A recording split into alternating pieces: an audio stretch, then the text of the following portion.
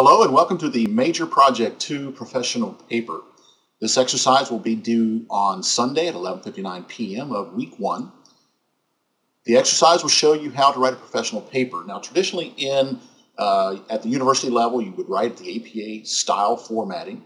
However, if you're working in the industry, you're going to write professionally. And with this, you are going to use Microsoft Word to complete the project. And I want you to use the tools of Microsoft Word. So what do I mean by that? As you watch this video, you're going to see that you should very rarely manually type anything in the computer. If you're trying to set your header, your footer, things like that, or insert a cover page. If you look at the requirements of this exercise, you'll see there's very little that you have to do manually. What you'll do is just simply follow this video and we'll show you how to get this exercise done. So the first thing I'm going to do is I'm going to run out to the internet and I'm going to find an article. So go up to your search tool and type in 6 steps to problem solving. And this is good because you can take this information and you can copy and paste from the internet. This is the only time that I'll allow you to copy and paste from the internet. In future exercises, you'll make sure that you follow our plagiarism rules so that you don't get in any trouble with your exercises. So anyway, what I'm going to do is, in starting with my paper, first thing I'm going to do is copy my information that I want to use in the body. Okay, so I'm going to take this section of information and I'm going to click on copy. Now what I'm going to do is I'm going to load Microsoft Word.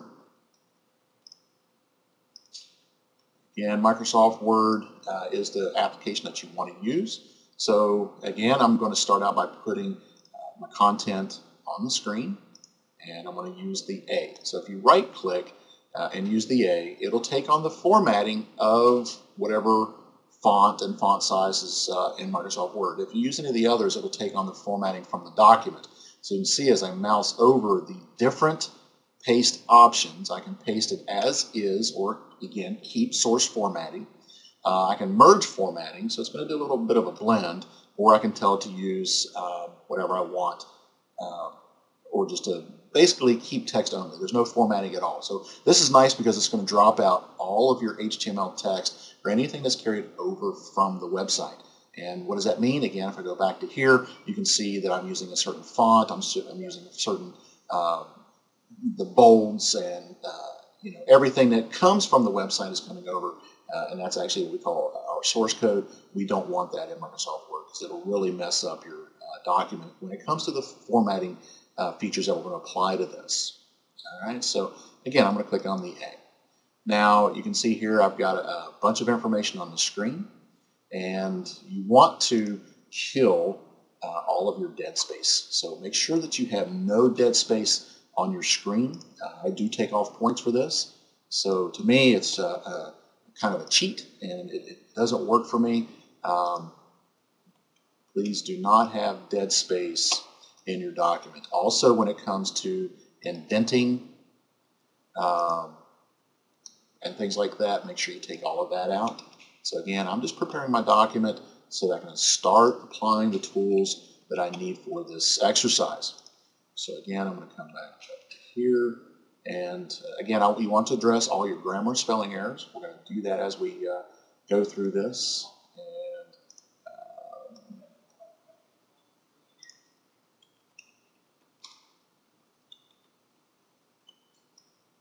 now, some of these steps that I'm taking do not, or there are shortcuts for these things. You're going to see me manually do a lot of in here. However, if you notice, if I go up to, like, say, insert, references, mailings, I can choose from the menu. I can right click and get to these things. Or for example, if I wanted to select all the information, I can do a Control A on the keyboard. So there's a lot of different ways to do it. But to allow you to see what it is that I'm doing, I'm basically doing everything on the screen. Okay, so let's scroll to the top up here and let's clean this up a little bit. I'm going to try to work as fast as I can so that you can don't have to sit through all of the simple editing features here. So, all right, I'm almost done with this.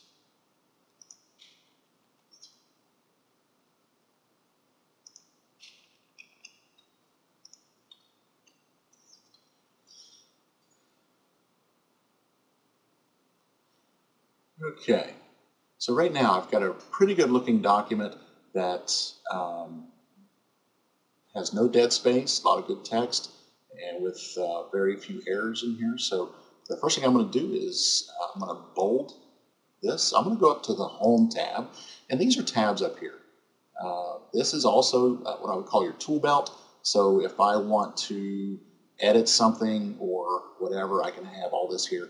But I've also got a right click, and I can also edit these features here. So if I need to copy and paste, or if I want to add bullets, if I want to find a different word or go to the thesaurus, I can do that by right-clicking. So right-clicking is a lot faster.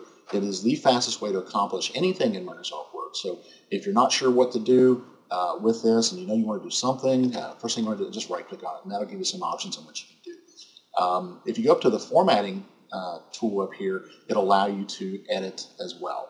So there's a lot of different things you can do with that. But anyway, so here I'm just going to do a bold. And I'm going to go straight through the steps that I want you to use to complete this exercise. This exercise, again, being the tools that I want you to use to create a professional document. So here, I'm just going to bold this, and I'm going to center the title up. So here's basically an introduction, and the steps in problem-solving model are as follows. So there's define the problem. Now, what I want to do is I want to create a table of contents. If I ask you a question, how to create a table of contents, if you were to say the words heading 1, which is right here, if you say heading 1 to me, then that would give me an idea that you know what you're talking about. All right, so once I'm done here, you'll understand what I'm talking about. So I'm going to click on heading 1 here. Now I'm going to come down, and here's my second step, and I'm going to click on, again, heading 1. I'm going to come down through here, identify as many potential solutions as you can, brainstorm creatively. So I'm going to highlight this, and I'm going to create heading 1. Now, what I'm doing here is I'm applying CSS, which is what we call cascading style sheets.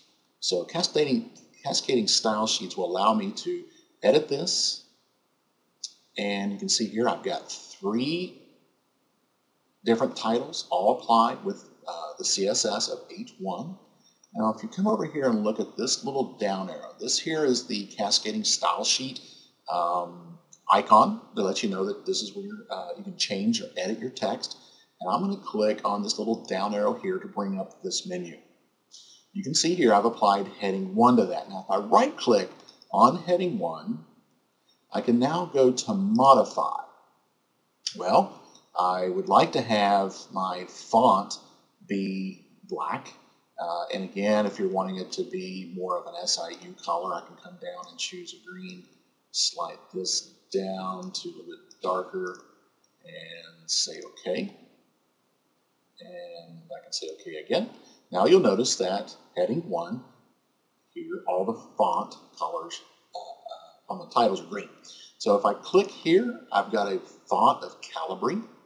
If I click here, I've got a font of Cambria. So I prefer to have everything in Calibri. So I'm going to right-click on heading 1. I'm going to do a modify. On the font, I'm going to choose Calibri and say OK.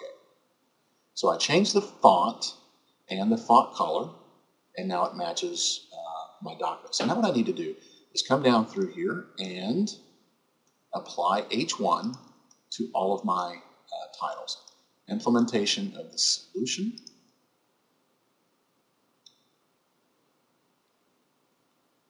And what I'm going to do is delete that. I think I actually pasted twice in there. So you can see here I've got roughly, I'm going to go up here and I'm going to change this color to green. And if you give me just a second to answer the phone, I apologize.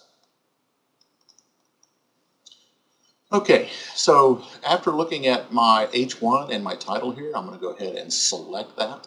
And you can select information on the screen in several different ways. You notice how I just clicked on that. But if you bring the mouse out to the left, you'll notice you've got an I bar here. But if I come out directly to the left, that'll allow me to select a whole line. And likewise, if I come down the screen, I can select whole lines of text. Or I can click left click and hold and select just individual words. But a lot of people don't realize that you can actually come out to the left here and select bits and pieces. Now, if I hold the control key, okay, click there, and I click here, then I can select individual lines. That's by holding the control key. So if you need to select different words, like here, I'd like to bold that. I'm going to press and hold the control key, and I can click and hold this word, and so forth. So different ways of using this selection tool. All right, so now I have this here. I'm going to try to match up the font size. And you can see here now I've got, this is 14, and that's 14.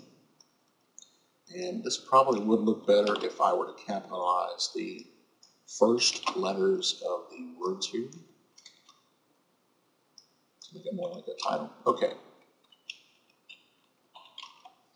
So the 6 steps of problem solving, and here are the 6 steps, and everything looks really good. All right, so now if we go back to our exercise, we can see that, let me go back to my course here.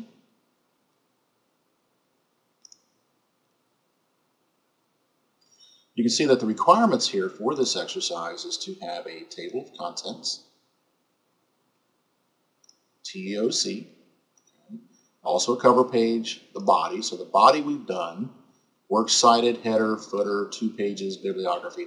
All right, so right now we worked on the body and we applied H1 to the titles of our each steps. With that, now we can move on to the TOC. All right, so let's go up to the top here, and I'm going to click at the very top of the screen. And what we want to do is we want to create a blank page before the body. All right, so if you go up to Insert, you have some options. You have a page break, and you also have a blank page. I want you to use page break. Now, the difference between a page break and a blank page is that if I insert a page break here, okay, and I'm going to go ahead and click on it, you'll notice that it pushed the information down and gave me a blank page at the top. Blank page does the same thing, except when I type text here, okay, if I hit that and hit enter, if I type text here on a blank page, it'll push this content down the screen. However, if I insert a page break and I start typing text here and it moves down the screen, you'll notice that this information will not move. So you want to make sure that you use page break on this. And all we're going to do is put our cursor at the very beginning. Now if I go up to References, and I'm going to click on Table of Contents. So I did a couple things here. I inserted a page break, and now I have a blank page. I clicked on References, and I'm going to click on Table of Contents. Now you want to choose, basically here, the only thing you're choosing is what you want it to say at the top. We can say Contents or Table of Contents. Here, if you're using H1, H2, and H3, you can see what that would look like. But we're just going to use in this exercise here, this one here. And I'll be honest, it does not matter which one you use. I don't care if it's this one or this one, but because these are all Table of Contents tools. All right, so I'm going to click on Table of Contents. You'll see here that every H1 shows up on the screen, and it gives it a title of Table of Contents. Your Table of Contents should be on a page by itself. So your Table of Contents, again, here is not on the same page as anything else. It should be on a page by itself. And we have 1, 2, 3, 4, 5. All right, so you can see here I've got 5 items in my Table of Contents. So let's go down here again. We have define the problem, analyze the problem, identify as many potential solutions as you can. Oh, look, we missed one. Here is choose the best solution. All right, so if we select that, go home and click on H1. Choose the best solution, plan of action, and implement the solution. Okay, so what we're going to do is come back up to our Table of Contents, and I'm going to click on the title, update the entire Table of Contents. I always use this option here because you can just do the numbers, but it's best to do the same, to do everything. So I'm going to click OK here. Now you can see we have 1, 2, 3, 4, 5, 6, and there's what we added into this. Now, this can be updated at any time. So if you're currently working on a 20-page document and you're on page 5, just make sure that before you turn your paper in, you come up here and click on Update Table of Contents so that it gets the rest of the document. Students do turn these in with it looking like 2 to 3 pages, when actually it might be a 10 or 15-page document. So make sure you keep this up to date.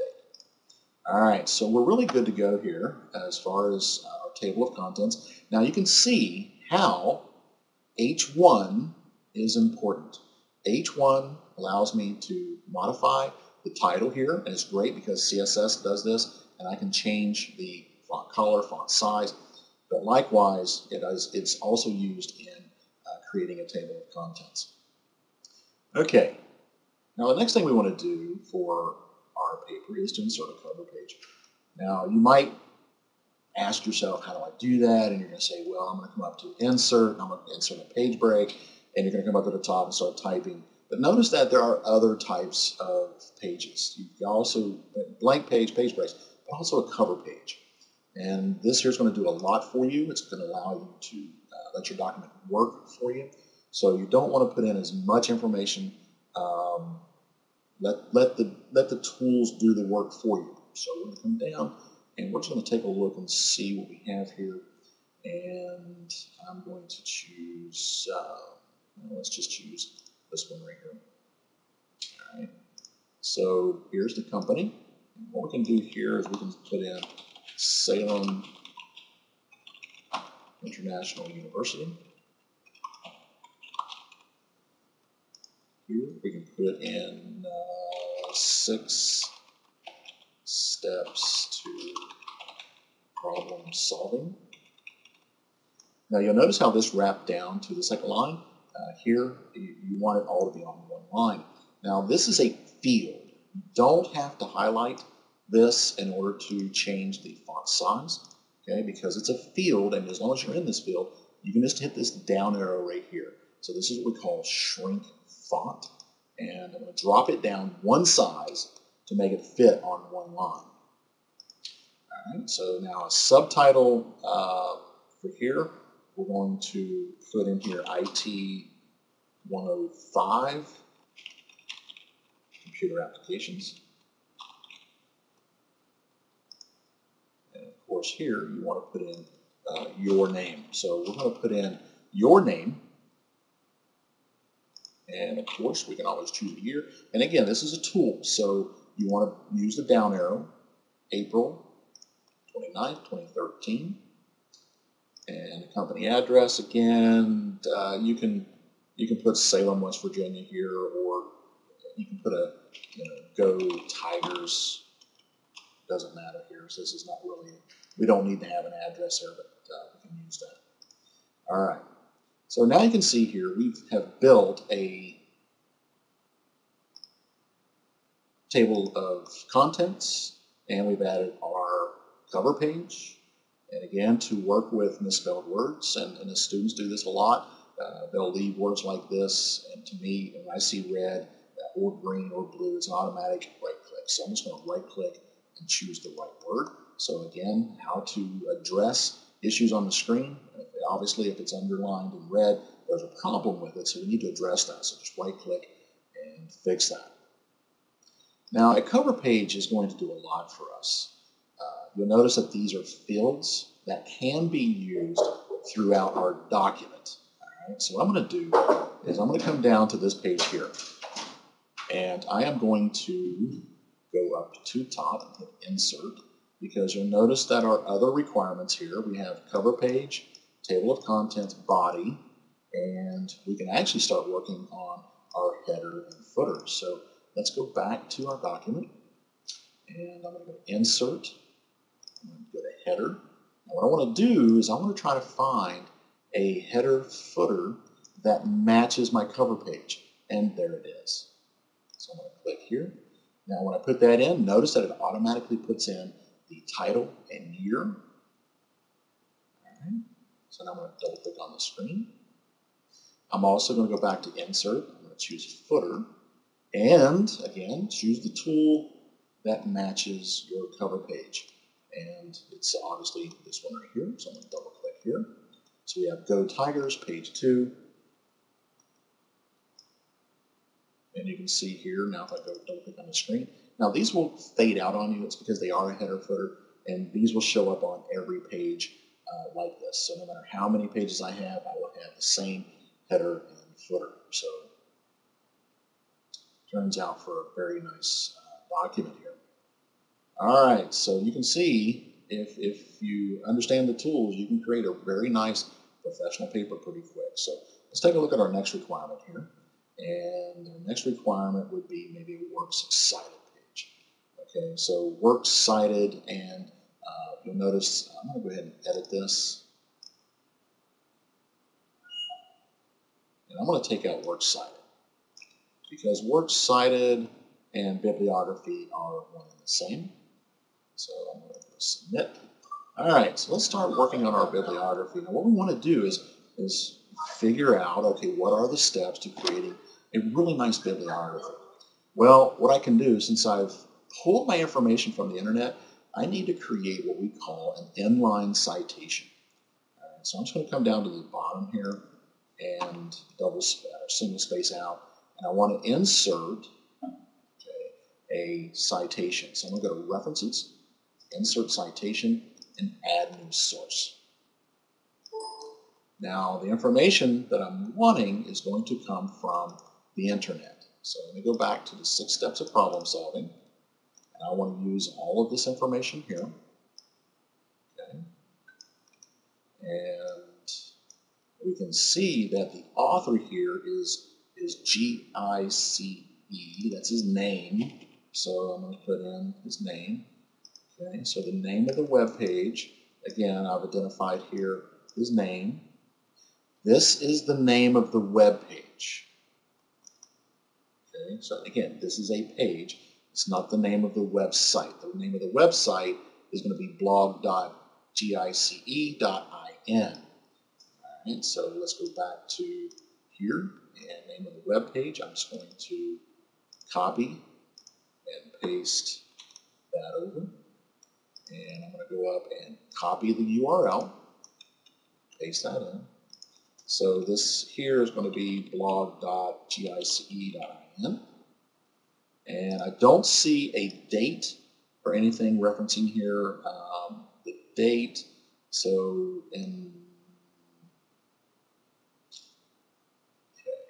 So I don't see anything here as far as the date goes. So what I'm going to do is I'm going to go ahead and put in 2013 because that's the year that we're actually working on this paper. So let's go ahead and cite it with 2013 because this is the current year that we're actually putting this information in.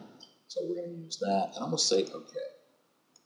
And you'll see why I want to put a date because it'll just put this information, and this is a proper citation.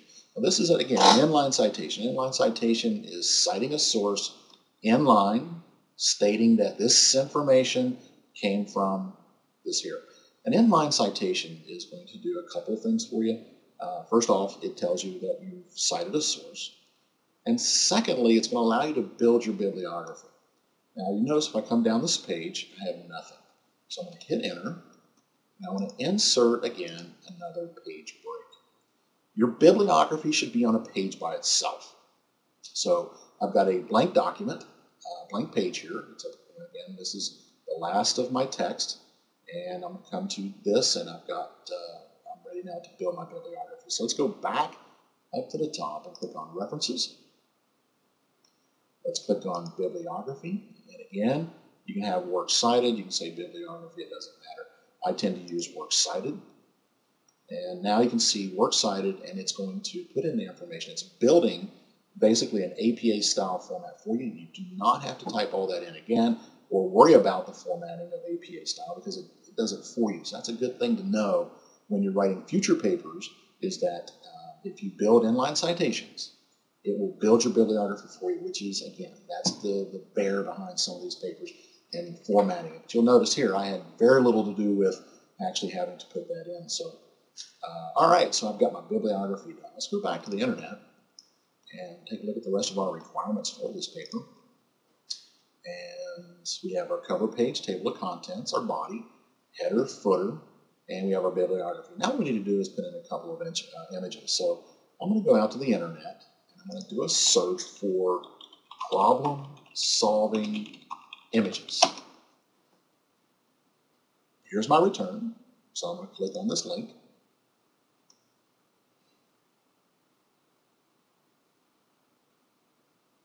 And you can see here we have several images, and the Rubik's Cube is always a good one to use. So I'm going to click on that image. And now what I'm going to do is I'm going to right click, copy the image, go back to Microsoft Word. Somewhere in my document, I'm just going to click right here, and I'm going to right click and paste. All right. So I'm going to do a paste here. Now, this image has got a lot of things wrong with it. First off, it's giving me a lot of dead space out here, so I'm not going to use this one. I don't like having, again, a lot of dead space. So let's delete that. Let's go back to the internet, and let's just find another image for problem solving. Okay, so here's an image, much better. Notice how this image doesn't have a lot of dead space. Now, there's some things you have to understand when it comes to working with images. This image is 300 by 300 DPI. Okay? If you were to take a look at a piece of paper, an 8.5 by 11 piece of paper that you print on, okay, 8.5 by 11 is like saying 850 DPI by 1100 DPI, 1100 DPI, again, by 850 DPI. And this image here is only 300 by 300. So if you put this on a piece of paper, like I'm going to do a copy image, go back to Word. Here, I'm just going to right click and do a paste. And you can see this is 300 DPI of an 850 wide DPI image. Now, images are tricky to work with. You don't want to choose a 100 by 100 image and try to increase the size. Okay? Because if you do, you're going to lose resolution. Now, if you had a 500 by 500 DPI image, and like this was 300 by 300, and I wanted to go down in size, that's not a problem because you will maintain its resolution if you're going down. But going up is tricky. You'll lose resolution there. Okay, so again, to put that into better perspective, if I take an image off of a digital camera, and I know all of you have cameras on your phones, that they might be 5 megapixels, 8 megapixels, 10 megapixels. Well, 8 megapixel camera is going to produce about a 4,000 DPI image. So if you try to take that image and put it into a Word document, you'll notice it's going to take up a lot of space. Your document's going to be huge in file size. So you want to make sure that you know how to work with images before you start putting them into a document like this, because the worst case scenario here is you're going to create a document for me, and then Blackboard's not going to allow you to send it to me because it's too big. So make sure that you're working with you know what you're doing when you're working with your images. So if I just do a mouse over here, let me go close this, and I want to find my image. If I just do a mouse over it, it's going to tell you a lot of information. Again, it's 300 by 300, and it's not going to let me tell you how to put the file size in until I save it into properties. But anyway, not to worry. So let's minimize this, and now I have this image. And again, I can resize this image up and down to make it fit the way I want. Now again, you do not want your images to be too big. Don't make them out of proportion with your document. And this right here, this is actually a good size to work with. Now notice that the wrapping isn't quite working right. We want to be able to put this image inside of this paragraph, and we want the text to wrap around it. So what you're going to do is you're going to right click on the image. You're going to click on Wrap Text, and you can say Type. Now, if you don't click on anything and you just mouse over these, you will see all the different options that you're going to get. So again, I want you to choose Type, and now I'm going to move this up to the top right corner, and maybe make it a little bit smaller. That way I can have a couple of lines wrapping underneath it. Okay, so now you can see here, successful problem solving. Really nice graphic image in there, and that meets one of the criteria for this paper. However, it does say that we need 2 images. So let's go back, and this image here is 230 by 337, about the same size as the other image. So I'm going to click on that image. You do not want to copy this image because this image here is only, it's a thumbnail. It's a preview of this image. And likewise, this image is animated. However, the animation only works on the internet, so if you were to put this in your paper, it's not going to animate. So anyway, I'm going to do a copy image, go back into Word, find another location to stick an image. So I'm just going to come here to the end of this paragraph. I'm going to right-click and do a paste. And I'm going to reduce this image in size so that it isn't overwhelming. And again, I got dead space here I got to deal with. You deal with that again by right-clicking, go to wrap text, and I'm going to type. And now I want to stick this into a paragraph that it'll fit. Now, when you're working with images, you also want to make sure that you're using the left and right margin rule. So if you have a piece of paper and you were to type the document, notice that Word automatically creates a 1-inch border over here and also creates a 1-inch border over here. You don't want to put your images out here in this area. Okay, so for example, that right there, when you print it, it's going to cut off part of it.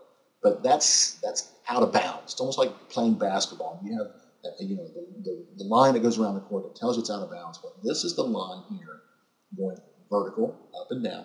This is telling you that that's out of bounds. So I want to make sure my image is in bounds. Again, if I go up to the top here, and all right, so there's my out of bounds. I'm coming down, just follow the text. And that's one way of making sure your paper looks very professional, is you want to make sure it's in bounds and it's also small enough that it doesn't overwhelm, because you don't want this to be the center focus of the document. This is just something to help us realize what we're thinking and what we're talking about here. Okay. All right. So this pretty much completes this exercise, except one thing that we have to do is save our document. So I want you to go up to the top, click on File, and we're going to do a Save As. Just drop it to your desktop, and you're going to call this Professional Paper _ and you want to put in your name here. Okay, so your name should be on the paper, and you should also save your file as this here. All right, you can save it as a Word document. So, but again, the naming conventions for all exercise will be the exercise _ and your name. So if you're going to do a resume, you're going to put in your resume _ your name, and you're going to do a save. All right. If you have any questions, please feel free to email me or contact me on campus here. We're glad to help you out. So have a good day. Thank you.